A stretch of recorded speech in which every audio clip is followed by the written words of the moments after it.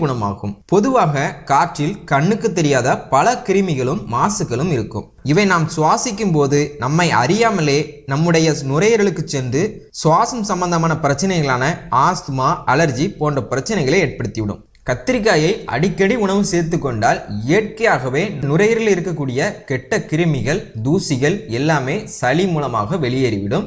அதோடு நுரையீரலும் சுத்தமாகும். 2.